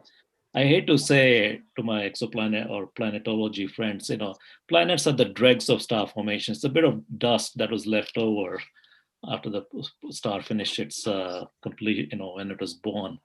And the solar system is what is called dynamically complete. That is, if you look at it and say, okay, we have this planets, can I add another planet? The answer is no. Okay, the solar system, as we add another planet, it will over time it'll disrupt. One star will get thrown out. So this suggests that in fact the early solar system had more planets than the current the 9 we now see. Okay, and in fact there's already I would say reasonable observational evidence for rogue planets, that is planets thrown out. Planets are the most common bound objects in the galaxy, followed perhaps by brown dwarfs and then the low mass stars. So the lower the mass, the more the number. Yeah, I would definitely agree with you.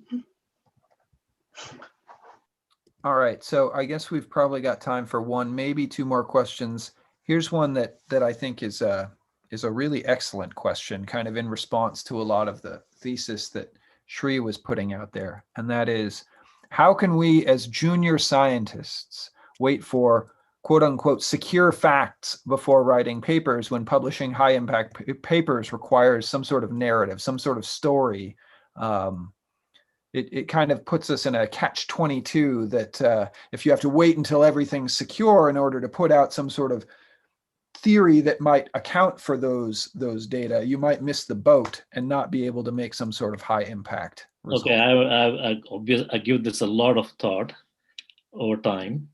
Okay, so first I have to tell you, a genius is a person who can hold opposing ideas in his or her head, okay? So I want all my junior colleagues to aim to become genius. Rule one is you have to hold two opposing facts in your head and not explode, okay? So let's understand. The main thing is you want to write a proposal. And it's standard tradition, we have basically you have to throw in some theoretical BS that sort of sounds plausible, is a standard, game in the field. You could start off, like for example, many people who want to study supernovae, which are interesting in itself, many of them start off by saying, in 2011, Nobel Prize was given for the expanding universe, blah, blah, based on type 1 supernovae, and therefore we should study type 1 supernovae. Okay, it's not necessary to go through that. The supernovae far more interesting than sort of the one thing that happened recently. But if that's what the game is, that's the game you play. But what you shouldn't do is actually believe the game you're playing. You play a game because that's how the world works. That how you invest your time to write papers should be done more thoughtfully.